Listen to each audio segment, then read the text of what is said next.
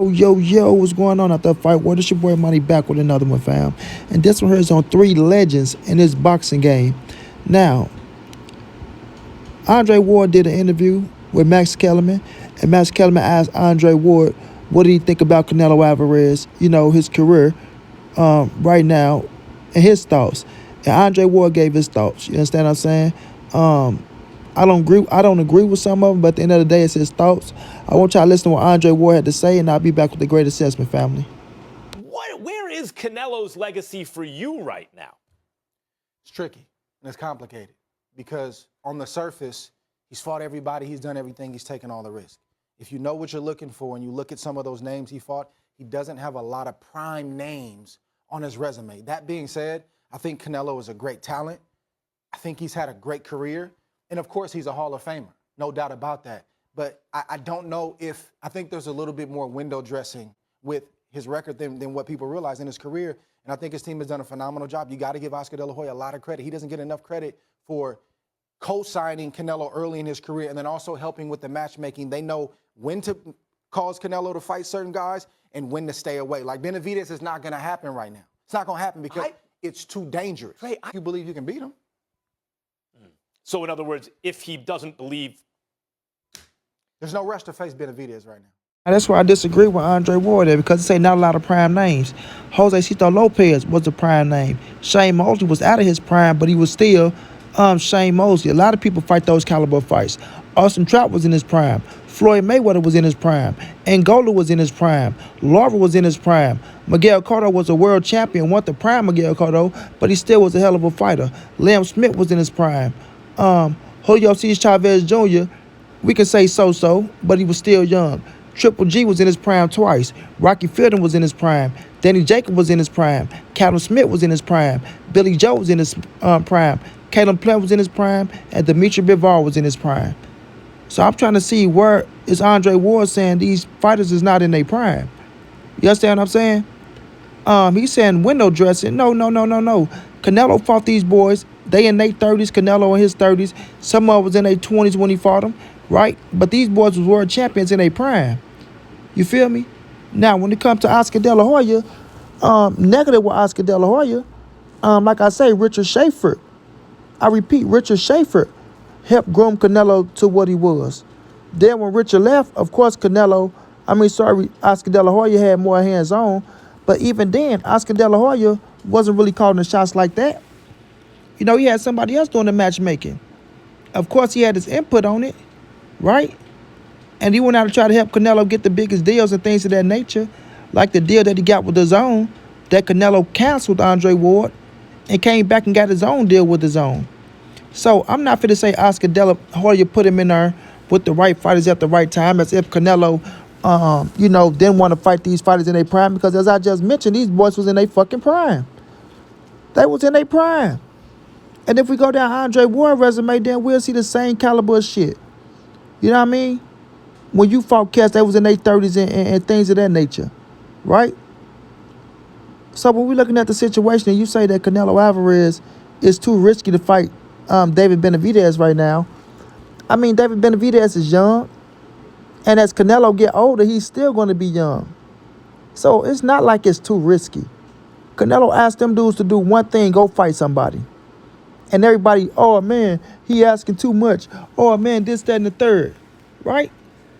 It's not like Benavidez bring this big-ass crowd with him and he's going to be Canelo's biggest fight and they're going to just break all these fucking records. No. He asking these boys to do something just like he did something. You feel me? Now, credit, Ward did give him credit, say he's a Hall of Famer. He think he's a phenomenal fighter. Right? You can't deny that. You can't deny the talent of Canelo Alvarez. But it's still things that you try to take away, you try to discredit, that I feel like Andre Ward is wrong about. Because of who Andre Ward is, and when he speak, his word holds a lot of weight. His word holds a lot of weight, man. It's the great fucking SOG, man. It's Andre Ward, the cat that haven't lost since he was like 11, 12 years of age. You know what I'm saying? A USA, the last USA man to medal since 2004. So when he speaks, it holds a lot of weight. And I'm trying to understand Why would he say that these fighters are not in their prime when Canelo fought them? I'm trying to understand that. Like, you can't try to put the notion out there, it's they cherry pick, or they put them in there with the right fighters when they above the hill or when it's just the right time. Negative, bro. Because Floyd did some of that shit. But nobody called Floyd out on that shit. Nobody pointed the finger at Floyd for doing that shit. You understand? And Floyd Mayweather tell you, oh, I work smarter, not harder. You know what I mean? So let's not make it like Canelo was out trying to age people out or trying to, cherry pick fighters because he think he can win. Like, Max Kellerman broke down that shit very beautiful. Now, I'm happy Max said what he said. You don't fight Austin Trouts and Erislandy Lara when you don't have to. You fight them to prove that you're a bad motherfucker out there in that ring. Yeah, that's why you fight them, to prove that you're a bad motherfucker and that you somebody. And Canelo won both of them. Close fights, but he won both of them. Because they good fucking fighters. So you can't sit up here and just discredit everything Canelo Alvarez done. I feel like that's bullcrap, bro. And I feel like that's why people run around here say the things that they be saying, trying to, make it as if Canelo ain't fought nobody, and that's if he's just cherry picking. Now, all of a sudden, he's afraid to fight David Benavidez. Nobody even brought David Benavidez up in the past. Nobody was big on David Benavidez. Everybody wanted Canelo to fight Triple G. And when he whooped Triple G twice, in my opinion, they went looking for the next big thing, which is okay. That's boxing. That's boxing. But they'll try to just skip to the loo and make it as if he didn't do nothing. Canelo was the underdog twice against Triple G. Twice. You feel me? And nobody give him credit for going in there and beating that man.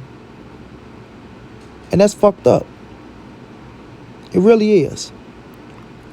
So when I look at Andre Ward, man, like I say, the things he said about Canelo becoming undisputed, and if he got to pick his opponents, he would have did the same thing. It's just like it'd be a little jealousy coming from that side, bro. And I love Ward, but I do sense a little jealousy, man. I gotta call it how I see it. Can't hold back. You know what I mean?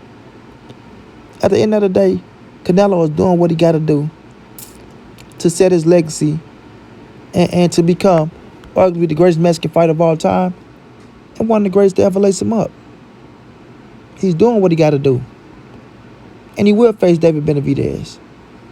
And when he knocked David Benavidez out, I want everybody to keep that same energy.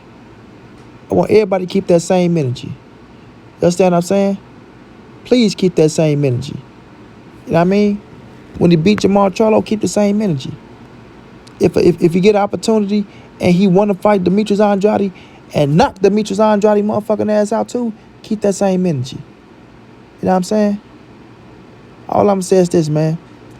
Canelo been doing big things in boxing. Canelo made his name. Canelo been fighting the best of the best out there. You know what I'm saying? Back to back to back. Y'all got to give that man credit for his shit. So at the end of the day, if you don't like what that man doing in the boxing game, that's on you. But don't take credit away from that man when he out here doing more than the cats that y'all want to see him fight.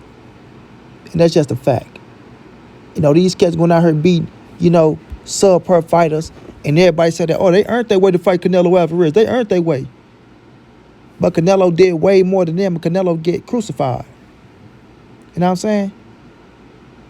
So I'm going to say this, man. I'm going to leave it with this.